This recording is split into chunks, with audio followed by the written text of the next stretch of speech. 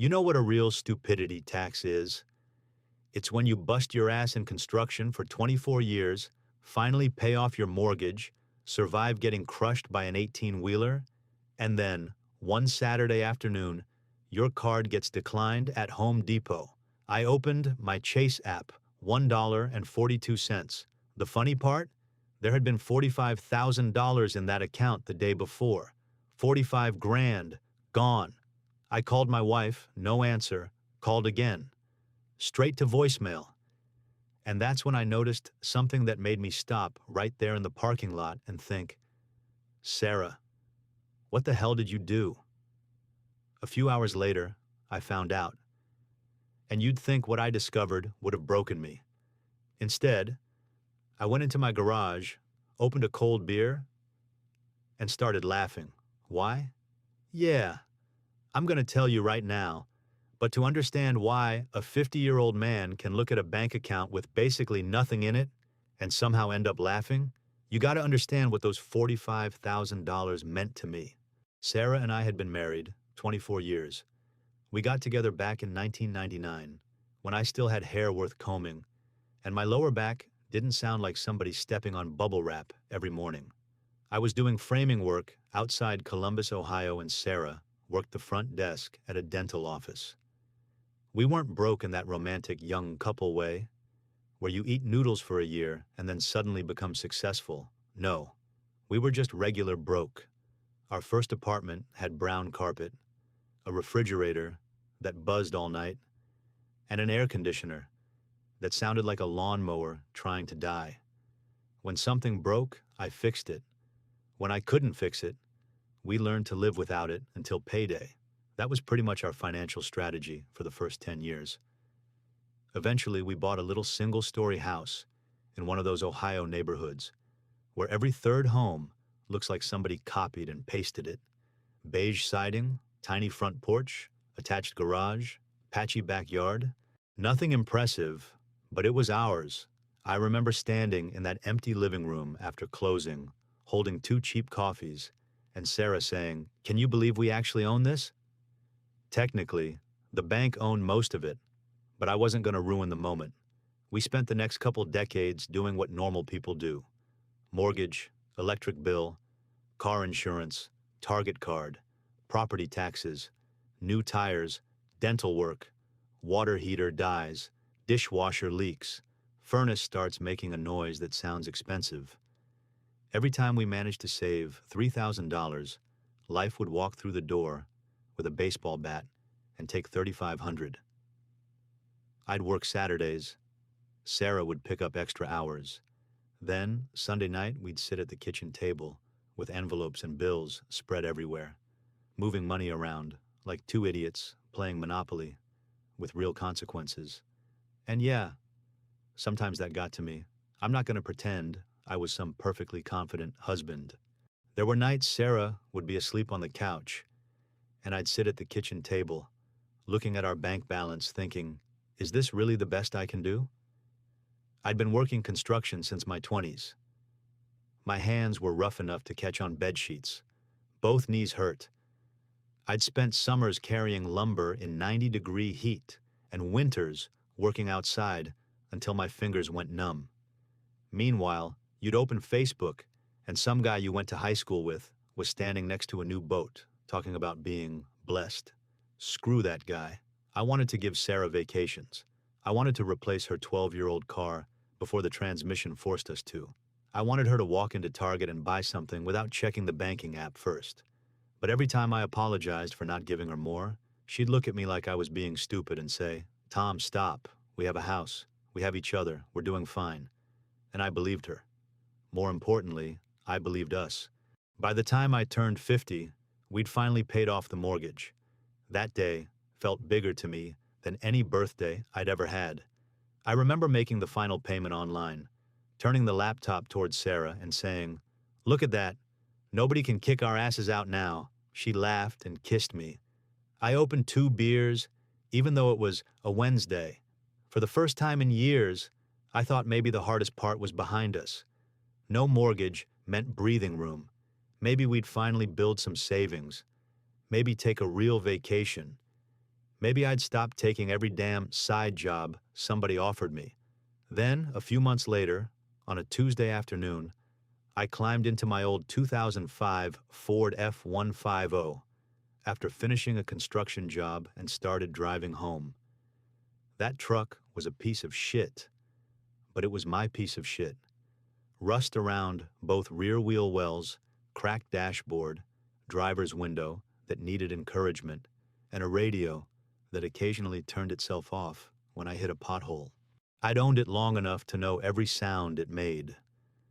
I was maybe 20 minutes from home, coming up on an intersection near this little roadside diner, thinking about absolutely nothing important.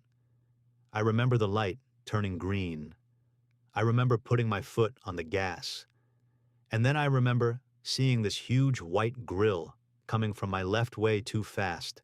There wasn't enough time to hit the brake. Hell, there wasn't enough time to swear. The 18-wheeler hit the driver's side of my F-150 so hard it spun me across the intersection and shoved the truck into a light pole. When everything stopped moving, I couldn't hear right. There was this high ringing in my ears. The airbag was hanging in front of me. Glass was everywhere, and something under the hood was hissing. I tried to move my left leg. That was a mistake. Pain ripped through my hips so hard I screamed. I couldn't straighten myself, couldn't reach the door, couldn't even figure out where my phone had gone. Some guy appeared outside the broken window yelling, "Hey! Hey, buddy, don't move! Ambulance is coming!" I could smell antifreeze, burned rubber, and blood. My blood, apparently. I looked down and saw it on my shirt from a cut near my eyebrow. And here's the embarrassing part. I wasn't thinking about dying. I wasn't thinking about the truck driver. I wasn't even thinking about Sarah yet. My first clear thought was, oh shit. How much is this gonna cost us? I remember lying there while sirens got louder and doing financial math. Like a complete lunatic. Tow truck, emergency room. Whatever happened to my hip? Missing work. No truck. I kept thinking. We just got out. We just paid off the damn house, and now we're gonna lose everything anyway. Then the paramedics started cutting around me, and one of them said, "Sir, we need you to stay still." I said, "Man, I'm not going anywhere." He actually laughed, which helped for about 3 seconds.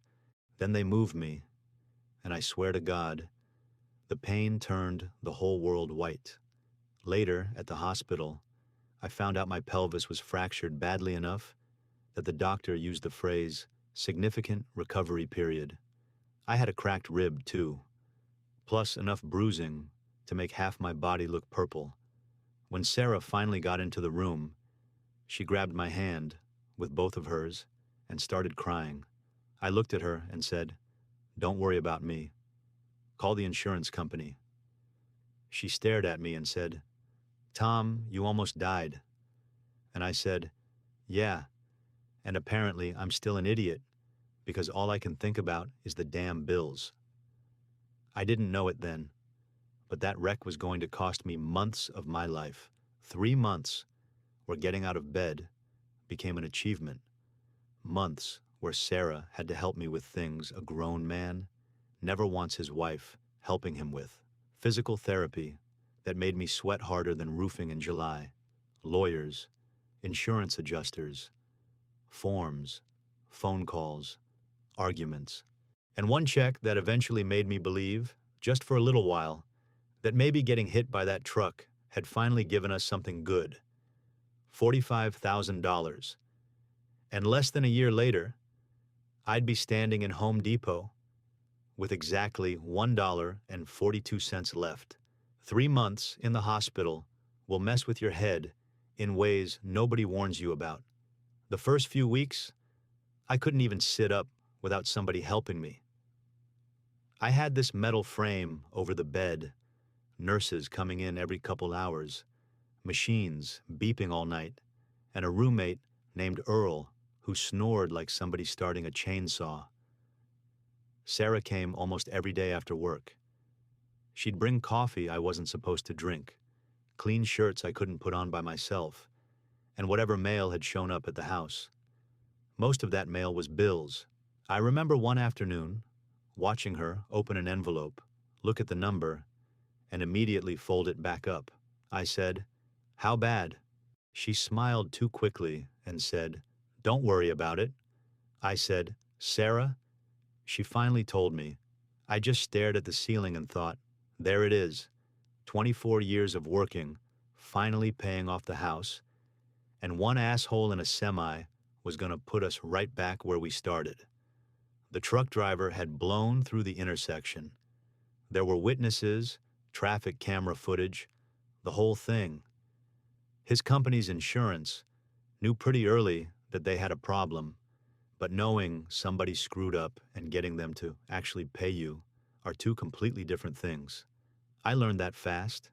There were forms asking the same questions 5 different ways, recorded statements, medical releases, adjusters calling while I was in physical therapy, and lawyers using phrases that sounded important, but somehow never meant, "Your money is coming tomorrow." Once I got home, it didn't get easier. I couldn't work normally. I couldn't climb a ladder. Hell, for a while, I couldn't put on my left boot without sitting down and taking a break. I'd spent my whole adult life being the guy people called when something needed lifting, fixing, carrying, or tearing apart. Suddenly, Sarah was carrying laundry baskets past me while I sat there with a walker. That does something ugly to a man's pride. Physical therapy was worse than I expected. This young guy named Kevin would smile and say, "Okay, Tom, let's give me 10 more." Like we were at some friendly little gym, while my pelvis felt like it had a rusty hinge inside it. I'd tell him, "Kevin, I don't know what I did to you in another life, but I'm sorry." He'd laugh and make me do 10 more anyway. Progress came in stupid little victories, walking to the mailbox, getting into the shower alone, driving again, standing long enough to make breakfast. The first time I climbed 3 steps without grabbing the railing, I actually called Sarah into the room to watch me do it again. She clapped and said, "Look at you." I told her, "Yeah, I'm basically an Olympic athlete now." We laughed. That's the thing I keep remembering. We still laughed. Through all of it, I thought the accident had made us tighter. The insurance fight dragged on for almost a year. By then, I was working again, but carefully. No carrying bundles of shingles up ladders, no pretending I was 30 anymore. Then, one Thursday afternoon, my attorney called and said they'd reached a settlement on the bodily injury portion. After everything was worked out, $45,000 was coming to me. I made him repeat it. 45? He said, yes. I sat at the kitchen table, staring at an old coffee stain, and felt something loosen in my chest.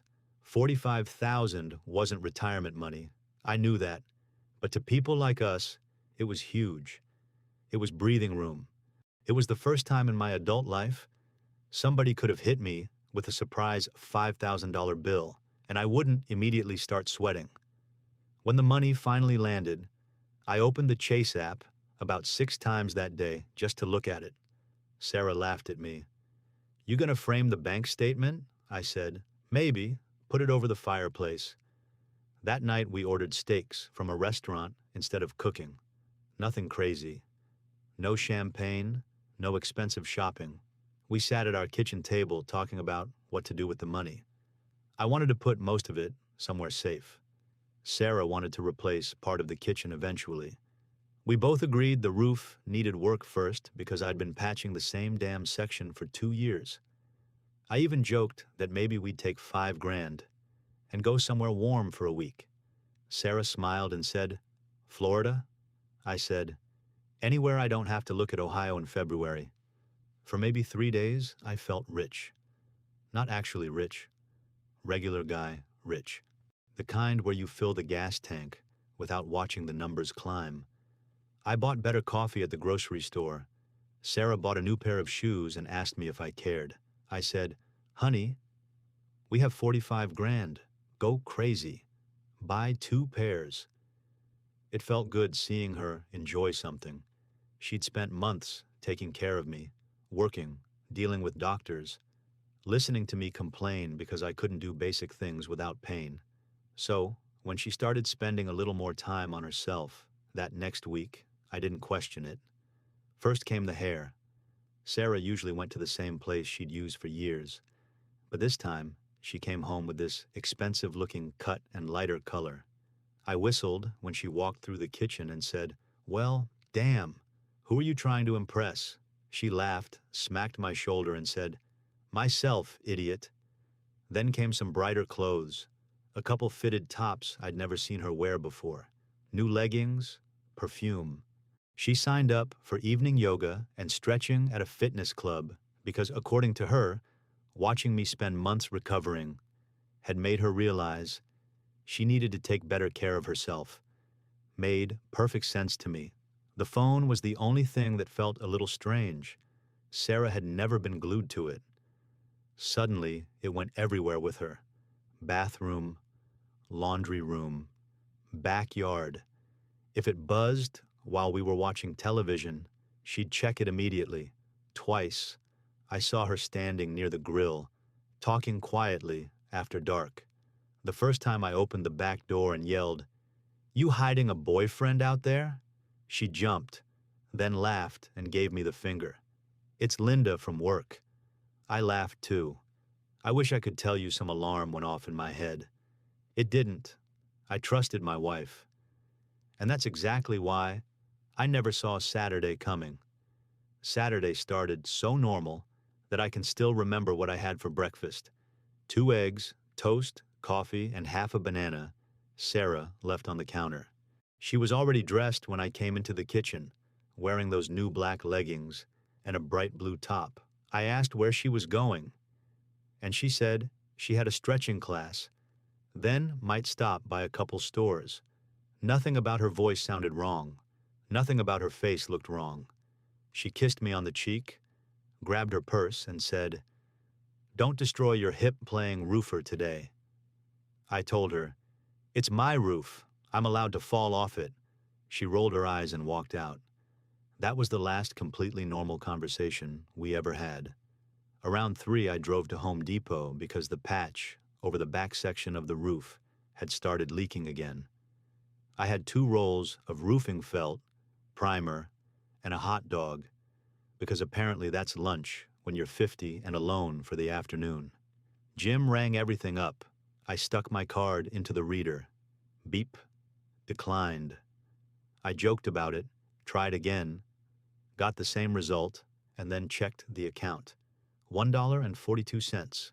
You've already heard that part. What I haven't told you is what happened after I stopped staring at the number like it might apologize. I opened the transaction history. At first, I couldn't make sense of it. There were several entries I didn't recognize, all within a short period. Transfers, withdrawals, amounts big enough that my thumb actually stopped moving on the screen. I called Sarah again. Voicemail. I texted, "Call me now." Then another message. Something happened to the account. Nothing. I left the cart right there and walked outside so fast my hip started aching. In the truck, I called Chase. After fighting through the automated system, I finally got a woman on the phone. I told her there had to be fraud. She asked me several security questions, put me on hold, came back, and said she could see the transactions, but couldn't discuss certain details until they verified some things. I said, "Lady, yesterday I had $45,000. Right now, I have enough for maybe half a cheeseburger. I need more than that." She recommended I visit a branch before closing. I drove there like an old man trying not to drive like a lunatic. Every red light felt personal. Inside the branch, a manager named Nancy brought me into a little office. She was probably in her late 50s, calm voice, glasses hanging from a chain. I showed her the account. She typed for maybe 30 seconds. Then her face changed just slightly. That scared me more than if she'd gasped. She asked, "Mr. Harris, This is a joint account with your wife, Sarah Harris, correct? I said yes.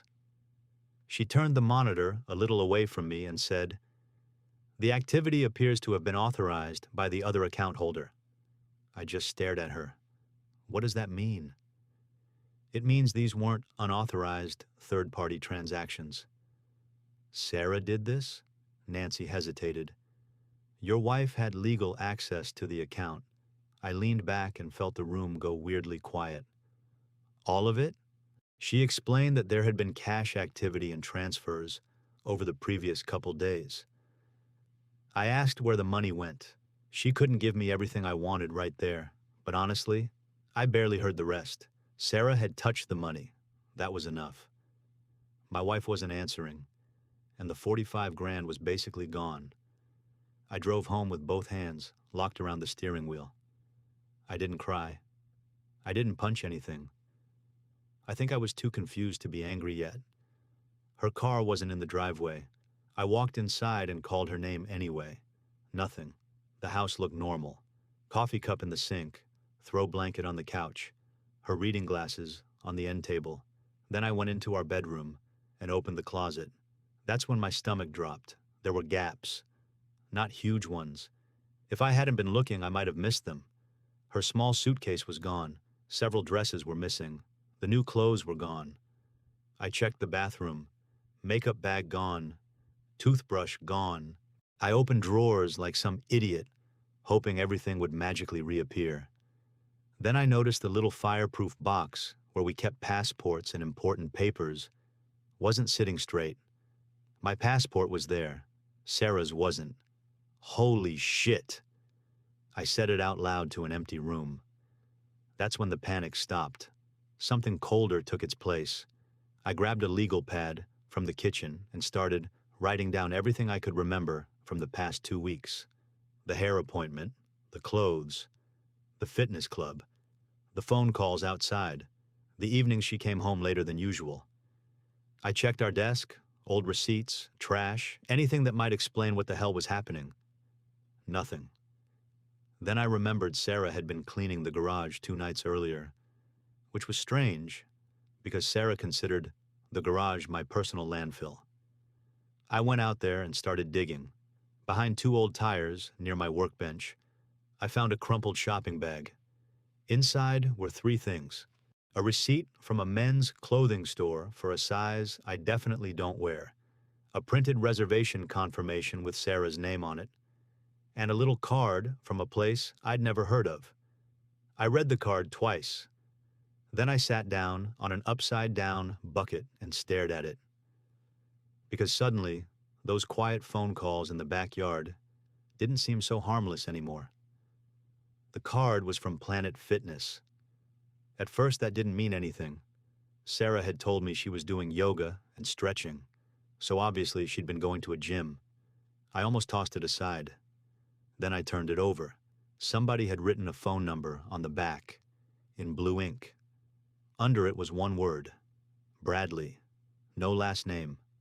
Just Bradley. With this stupid little smiley face beside it, I sat there holding that card between 2 fingers while my brain tried every possible explanation except the obvious one. Maybe he was a trainer. Maybe Sarah asked him about a workout plan. Maybe the men's clothing receipt was something she bought for me. Except the shirt was a medium. I hadn't worn a medium since Bill Clinton was president. And then there was the reservation confirmation. 2 passengers. Columbus to Miami. Saturday evening. I called Sarah again. This time I didn't leave a message. I called the number on Bradley's card instead. It rang 4 times before some guy answered with, "Yeah?" Young voice. I said, "Bradley?" There was a pause. "Who's this?" I looked down at the reservation paper and said, "Tom." Nothing. Not even breathing for about 2 seconds. Then he hung up. I called back immediately, straight to voicemail. That was it. That tiny silence told me more than any confession could have. I stood up so fast the bucket tipped over behind me. My hands were shaking now. I called Sarah again, and this time Her phone went straight to voicemail, too. I said, "Sarah, I don't know what the hell you're doing, but you need to call me before you get on that plane." I stopped, swallowed, then added, 24 years. At least have enough respect to call me. She didn't. Finding Bradley wasn't exactly detective work after that. His phone number pulled up a social media profile, and there he was, 32 years old, personal trainer. Every other picture was him flexing in a mirror or standing beside a car that looked too expensive for somebody whose profile said he worked at a gym.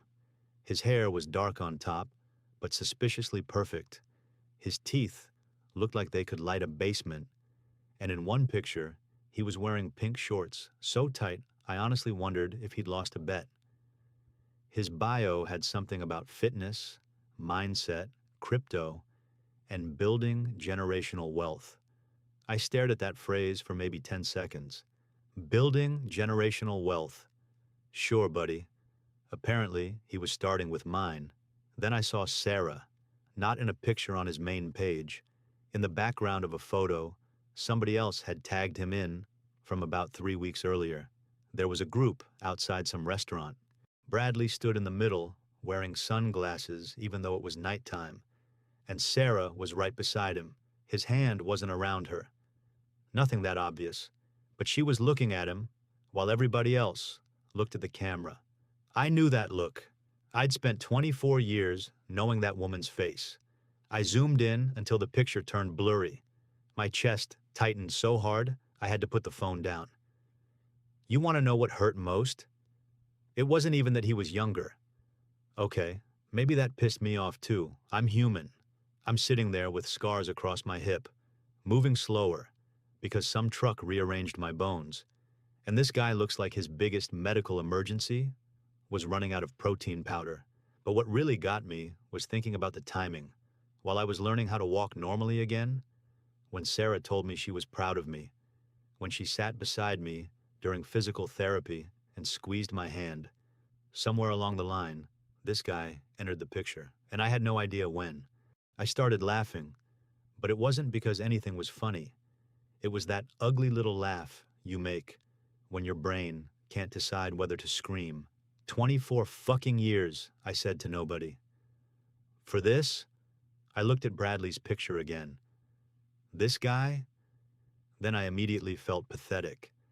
There I was comparing myself to some 32-year-old gym trainer, like Sarah was a prize he'd beaten me for. Screw that.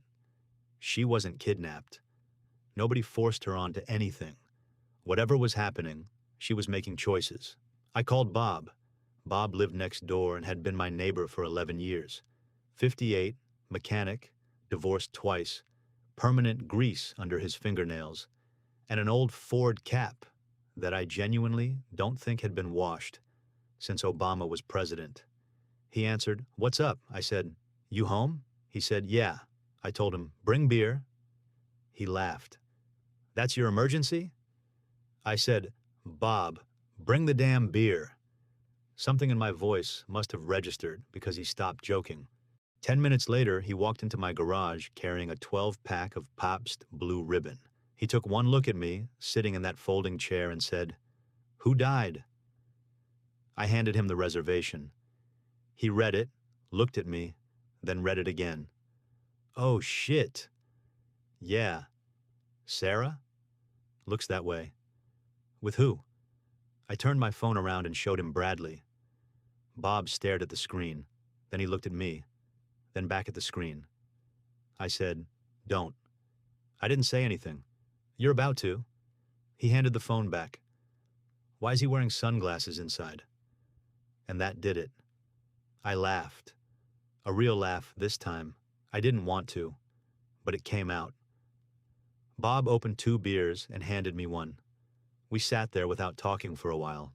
The garage was dark, except for the light over my workbench. Somewhere down the street, somebody was mowing their lawn. Normal Saturday evening. My wife was apparently heading to Miami with $45,000 and a human protein shake, and somebody 3 houses down was worrying about whether his grass was half an inch too tall. After maybe 10 minutes, Bob said, "What are you going to do?" "I don't know." "You going to chase her?" I looked at him. "To Miami?" "I'm asking." I took a drink. "What am I supposed to do? Tackle them at the airport?" Bob shrugged. "You've done dumber shit." Normally, I would have told him to go to hell. Instead, I stared at the concrete floor and said, "I want my money back." He nodded slowly. "Good. Good. Yeah, because that's the first smart thing you've said since I got here." I looked at him. Bob pointed his beer at me. "Don't call her 50 times. Don't threaten the guy. Don't post anything online. And for God's sake, don't go down there. You suddenly a lawyer?" "No.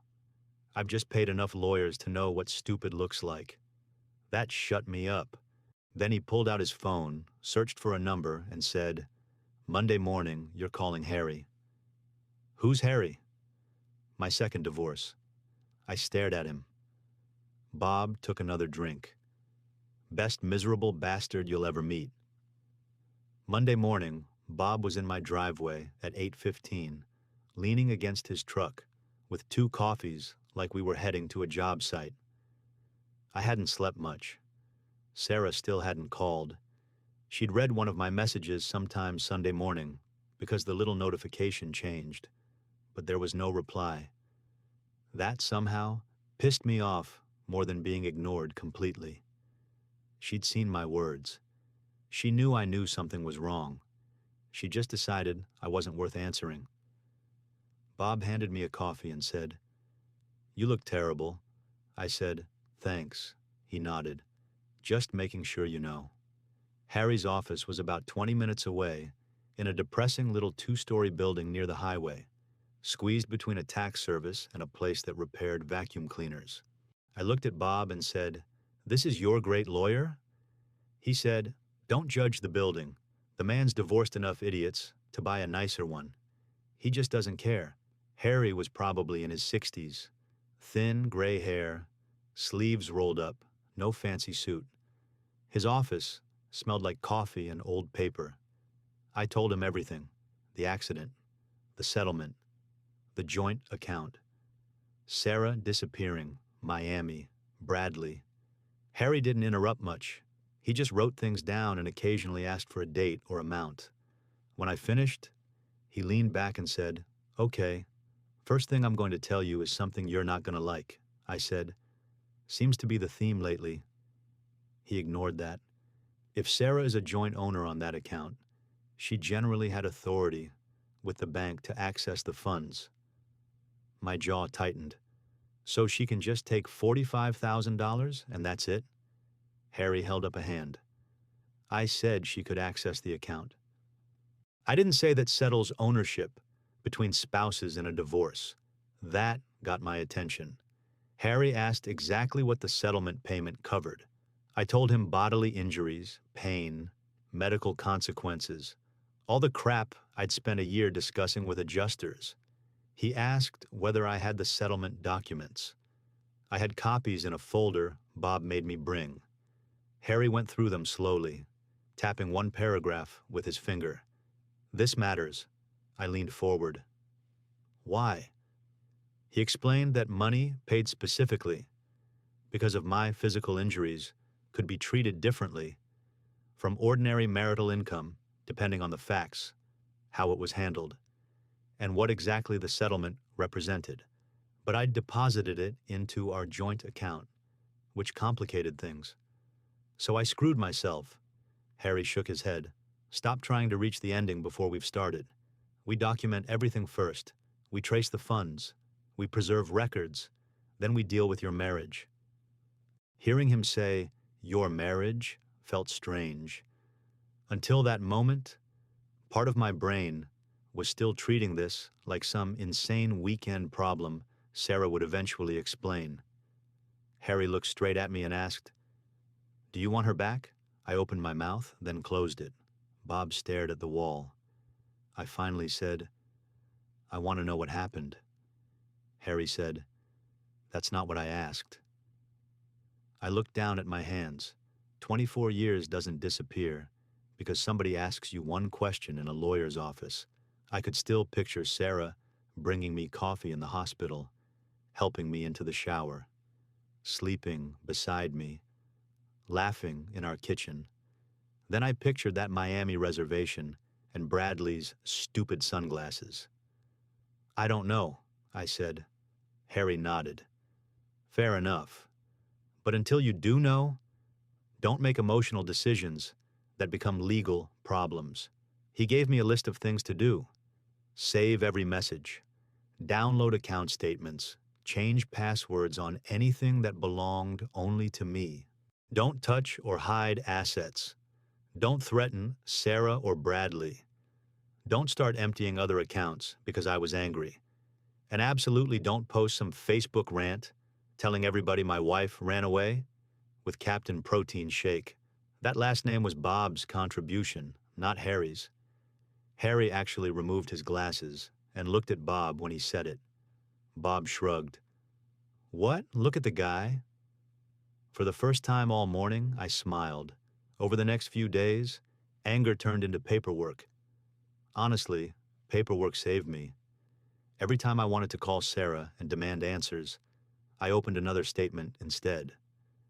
I printed emails, organized medical records, found the settlement letter, made a timeline. Harry contacted the bank through the proper process and started working through what could actually be traced. I learned something important during that week. When your life blows up, everybody expects the dramatic part to be screaming, throwing clothes onto the lawn, punching walls. Real disaster is much more boring. It's sitting at your kitchen table at 11:30 at night with a highlighter, discovering exactly how somebody you trusted moved money while you were eating dinner 10 feet away. Sarah finally texted me 4 days after she disappeared. "Tom, I'm sorry. I need some time." That was it. I stared at those words until I could feel my pulse in my jaw. I typed about 5 different responses. One of them would have guaranteed Harry yelled at me. Deleted them all. Finally I wrote, "Where is the money?" 3 dots appeared, disappeared, appeared again, then nothing. An hour later, she replied, "We'll talk about everything when things calm down." I laughed at the phone. "When things calm down? You emptied the damn account." I didn't send that either. Instead, I forwarded the screenshot to Harry. Bob was impressed. "Look at you, acting like an adult." "Shut up." "No, seriously, personal growth." "Bob, I'm proud of you." I threw a shop rag at him. The next real information didn't come from Sarah. It came from the internet. Bradley wasn't nearly as mysterious as he apparently thought he was. The guy posted everything: airport drinks, hotel elevators, restaurant tables, rental cars, quotes about living without limits. He never showed Sarah clearly, but sometimes there'd be a woman's hand, part of a dress, a reflection in the glass. Then one photo appeared beside a red Mustang convertible with the caption, "Miami energy hits different." I showed Bob. He zoomed in on the car and said, "Rental." "How do you know?" "Because that asshole doesn't own a Mustang." I looked at him. "You don't know him." Bob handed the phone back. "I know assholes." For the next few weeks, I made myself stop checking Bradley's page every hour. That crap will poison your brain. You tell yourself you're gathering information, but really you're sitting alone at midnight, staring at pictures of the guy your wife left with and wondering whether his shoulders are actually that big or he's using some stupid filter. Bob caught me doing it one night and said, "You're 50, Tom. Stop competing with Instagram." I told him to mind his business. He said, "I am. Your business is depressing the hell out of me." So I deleted the shortcut from my phone and started working again. Nothing heavy. Small repair jobs, estimates, a porch railing, some drywall. My hip still reminded me every morning that an 18-wheeler had won an argument with my F-150, but getting dirt under my nails again felt good. Harry handled the legal side. He kept warning me not to expect some movie moment where a judge slammed a hammer down and ordered Sarah to hand me a suitcase full of cash. The money had been mixed into a joint account, some of it moved, some apparently withdrawn, and untangling everything was going to take time.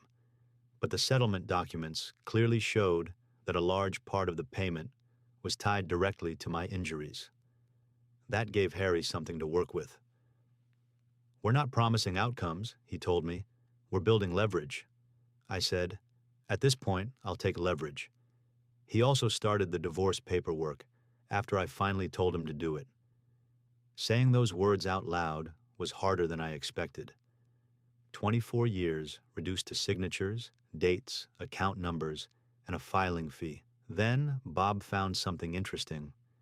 His niece knew somebody who worked out at the same Planet Fitness where Bradley trained. Small-town Ohio isn't actually small, but gossip travels like it is. According to her, Bradley had been telling people for months that he was making serious money in crypto. He'd show screenshots on his phone, talk about investments, and occasionally arrive in some flashy car that never seemed to stay around very long. One week, a BMW, another week, a Charger, then the red Mustang. Bob listened to the whole thing and said, "Rental." I said, "Yes, Bob, we established that." He pointed at me. I'm enjoying being right. What mattered more was the other part. Bradley owed people money, not one person, several. Bob's niece had heard he'd borrowed from coworkers, used payday-style lenders, and had some kind of gambling problem. I didn't know how much of that was true, so I didn't build some fantasy around it. But suddenly, his social media made more sense. Guys who actually have money usually don't need to photograph every steak they eat. Bradley photographed the menu. About 2 months after Sarah left, his post changed. At first, Miami looked like one long commercial. Ocean View Hotel, rooftop drinks, restaurants where the plates were bigger than the food, the Mustang. Then the hotel disappeared. The backgrounds got cheaper, no more fancy dinners. One picture looked like it had been taken outside a motel. Then he stopped posting entirely. I shouldn't have enjoyed that. I absolutely did. Not because I wanted Sarah starving on a sidewalk. Even after everything, I wasn't sitting there hoping she'd get hurt, but there was something deeply satisfying about watching reality show up with the bill. $45,000 sounds like endless money when you've spent your life living paycheck to paycheck. It isn't. Start paying for hotels, flights, restaurants, rental cars, clothes, and whatever debts Bradley apparently dragged behind him, and 45 grand can disappear real damn fast. Then Sarah called me. Not at 3 in the morning, not yet. This was around 9 on a Wednesday evening. I was in the garage replacing a hinge on an old cabinet when her name appeared on my screen for the first time in weeks. I stared at it until the third ring. "Hello?" "Tom." Her voice sounded different, smaller. I didn't say anything. She tried again. "How are you?" I actually looked around the garage because the question was so ridiculous. "How am I?" I know, that was stupid. "Yeah." Silence. Then she said, "I got the papers." "Okay." "So that's it?" That one almost got me. I put the screwdriver down. "Sarah, you disappeared. You took the money. You got on a plane with another man. What exactly did you think was going to happen?" She started crying, quietly. A few months earlier, that sound would have made me drop everything. This time I just waited. "It's complicated," she said. "No. Complicated is taxes. This seems pretty simple. You don't understand what things were like for me. There it was, the beginning of the explanation I'd spent weeks thinking I needed. But suddenly, I didn't want it over the phone. Not while she was somewhere with Bradley, calling me because something had apparently stopped being fun. I said, "Talk to Harry." "Your lawyer?" "Yes." "Tom, I'm your wife." I stared at my wedding ring. I was still wearing it. Hadn't even noticed. "No, Sarah," I said. "Right now, you're the woman who left." She went completely quiet. Then she whispered, I made a mistake. I closed my eyes. For one stupid second, 24 years came rushing back. But before I could answer, I heard a man's voice somewhere behind her, and Sarah immediately hung up. Sarah didn't start screaming or calling me names. Honestly, that would have been easier. She just went quiet and then said, "Okay." I could hear people talking somewhere behind her, and one of those bus station announcements I couldn't make out. Then she said, "I really thought you'd help me." I leaned against the kitchen counter and said, "Sarah, you had $45,000 when you left Ohio. I have no idea what you want me to say." She started explaining again that Bradley had lied to her about his finances, that she didn't know about all his debts, that things had gotten out of control. I listened for maybe a minute and finally said, "That's between you and Bradley." She said, "I know, but Tom, come on, it's me." That sentence would have worked on me once, probably more times than I want to admit. But at 3:20 in the morning, standing barefoot in my kitchen, while the woman who emptied our account asked me to finance her trip home, it just sounded ridiculous. She asked if I could send even $100. I said no. Then she asked if I could buy the ticket directly, so I knew she wasn't lying about what the money was for. I said no again. She got frustrated and said, "So you're really just going to leave me here?" I told her, "I didn't leave you anywhere. You bought a ticket to Florida and went there yourself." She didn't have much to say after that. Before we hung up, she said, "I'm sorry, Tom." I said, "I know." She asked, "That's all?" I told her, "Yeah, that's all I've got tonight." Then I hung up, drank the rest of my water, and went back to bed. I didn't sleep immediately, but I also didn't feel good about what happened. That's probably important to say. I wasn't lying there smiling because Sarah was stuck at some bus terminal. We'd spent 24 years together. Part of me still hated imagining her sitting there with plastic bags and no money. But another part of me knew exactly what would have happened if I sent that $100. Then it would have been another 100, then a place to stay, then a ride from the station. Then she'd be standing at our front door, telling me we needed to talk. And before long, I'd be fixing a problem I didn't create, because that's what I'd always done. The next morning, Bob came over around 9. I told him about the call while we were standing in the driveway. He stared at me and said, "You didn't send it?" "No." "Not even the bus ticket?" "No." He nodded like I'd finally learned how to use a power tool correctly. "Good," I said. "Don't look so proud of yourself." He laughed. "I'm not proud, I'm shocked." Then he asked what Sarah was going to do. I told him I had no idea. She had family, she had friends. She could call somebody else. Bob said, "Exactly." And that was the end of the conversation. No speeches. We had work to do. Sarah eventually made it back to Ohio. I don't know who paid for it, and I never asked. She stayed with her sister for a while. By then, communication between us was mostly through Harry and her attorney. The divorce wasn't some exciting courtroom battle either. It was meetings, documents, numbers, waiting, then more documents. We argued about the money, the house, personal property, and a bunch of smaller things that suddenly became important because lawyers were involved. Harry kept pushing the point that the settlement had been tied to my injuries.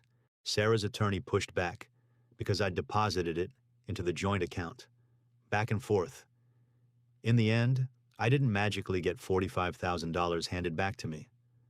A lot of it was already gone. But the source of that money mattered in the overall settlement, just like Harry said it would. We reached an agreement I could live with. I kept the house, Sarah kept her car, and some other property. There were adjustments made because of the money she'd taken, and when everything was finally signed, I walked out of Harry's office feeling mostly tired. Bob was waiting outside in his truck. He rolled down the window. "You divorced?" "Apparently." "How's it feel?" "Expensive." He laughed. That's divorce.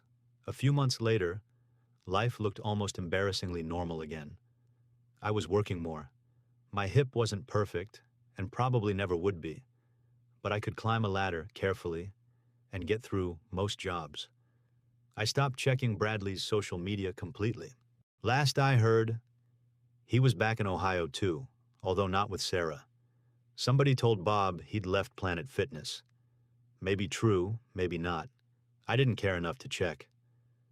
Sarah and I saw each other once after everything was finished. Grocery store, of all places. I was near the frozen food section, and suddenly, there she was pushing a cart toward me. We both stopped. She looked older than I remembered, but I'm sure I did too. She said, "Hi, Tom." "Hey, how are you?" "Good. Working." She nodded. "That's good." Then there was that awkward silence people have when they used to sleep in the same bed and now don't know what to say beside frozen pizzas. She finally said, "I really am sorry." I believed her. I also didn't need anything from that apology anymore. So I said, "Take care of yourself, Sarah." She said, "You too." And we walked in opposite directions. That was it. No screaming, no big final confrontation. Just two people who'd been married 24 years, buying groceries separately. These days, the house is quieter. At first, that bothered me. I'd come home from a job, open the door, and automatically expect to hear Sarah in the kitchen or the television running in the living room. For 24 years, you get used to another person's noise. Cabinet doors closing, hairdryer in the morning, somebody asking whether you remembered to buy milk. Then one day, all of that is gone, and the refrigerator suddenly sounds loud as hell. But after a while, I got used to that too. I started leaving my boots wherever I wanted. I watched baseball without anybody asking me why I needed to see every game. I bought the coffee Sarah always said was too strong. Small stuff. Nothing worth putting on a motivational poster, but it was my life again. Financially, I wasn't suddenly doing great. That's another thing I don't want to bullshit anybody about. Losing that money hurt. Even with the divorce settlement, taking some of it into account, $45,000 didn't magically return to my Chase account. I still worked. I still compared prices at the grocery store. If the electric bill was higher than expected, I noticed. When my truck needed new brakes, I said a few words that probably shouldn't be repeated in church. But I wasn't starting from zero either. I had the house, no mortgage, steady work, and no one quietly moving money around behind my back. At 50, that was enough to build from. The roof that started this whole thing eventually got fixed too. Remember those rolls of roofing felt I couldn't buy at Home Depot? About 3 months after the divorce was finalized, Bob and I went back on a Saturday morning. I bought the felt, primer, shingles, and a few other things. My card went through. I actually looked at the terminal, waiting for the approval, like it was going to congratulate me. Bob said, "You gonna kiss the machine?" I told him, "Mind your business." He said, "I'm just saying, you two have history." Jim wasn't working that day, which was probably good, because I would have had to explain why getting approved for roofing supplies felt like a personal victory. Bob wouldn't let me do the whole roof myself because of my hip. He kept pretending it was because I was incompetent, but I knew what he was doing. We worked slowly, took breaks, complained about the heat, and got the bad section done. At one point, I was sitting near the edge, drinking water, and looking over the neighborhood. Same houses, same lawns. Somebody washing a Silverado, kids riding bikes. Nothing had changed, really, except when I looked down into my backyard, I realized I wasn't worried about where Sarah was anymore. That surprised me more than anything. For months, even when I was angry, part of my brain had been tracking her. Where is she? Who is she with? Is she coming back? Is she sorry? What's Bradley doing? Eventually, all those questions just stopped being interesting. I think that's when it was actually over for me. Not when Harry filed the papers. Not when Sarah called from Florida. Not even when the divorce became official. It was when I realized an entire day had passed, and I hadn't thought about either of them once. A couple of weeks later, Bob came over with ribs in a 12-pack. He had one of those little grocery store packages of meat that always looks bigger before you open it. I told him I had better ribs in the freezer. He said, "Then why didn't you invite me?" I said, "Because I see you every damn day." He ignored me, fired up the grill, and started acting like he owned my backyard. We sat outside while the ribs cooked. It was one of those warm Ohio evenings where it stays light longer than you expect. Bob had his old Ford cap on, obviously. I don't think that thing comes off, except maybe for medical procedures. We talked about work, trucks, some guy down the street who'd bought a zero-turn mower for a yard the size of a bathroom. Normal, middle-aged man nonsense. Then Bob looked at me and said, "You know something? That usually scares me." He pointed his beer at me. $45,000, I groaned. "Here we go." "No, I'm serious. 45 grand. That's one hell of a way to find out your marriage is over." I looked at the grill. He said, "You really screwed yourself over big time." I laughed.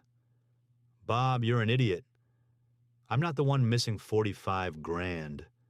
No, listen, I didn't screw myself over." He raised an eyebrow. "I bought myself freedom." Bob stared at me for a second and started laughing. "Oh, that's bullshit?" "Maybe. But think about it. People spend 45 grand on a new truck. 5 years later, it's got rust, 80,000 miles, and some warning light nobody can figure out. I spent 45 grand and found out exactly who I was married to." Bob took a drink. "Still think you overpaid?" "Probably." That made both of us laugh. And that's really how I look at it now. I wouldn't choose to lose the money again. I'm not insane. If somebody offered to wire 45,000 back tomorrow, I'd give them my routing number before they finish the sentence. But I can't undo it. I can't undo Sarah. I can't undo Bradley. I definitely can't undo that truck hitting me. What I can do is grill some ribs, drink a cold beer, and enjoy the fact that nobody is lying to me in my own house anymore. Bob lifted his can and said, "To the stupidity tax." I tapped mine against his. "To expensive lessons." Then he looked at the grill. "Tom." "What?" "Your ribs are burning." "Shit." "And that's life at 50, I guess. Your roof leaks, you fix it. Your truck breaks, you swear at it and fix that too. Some things you don't fix. You just stop paying for them.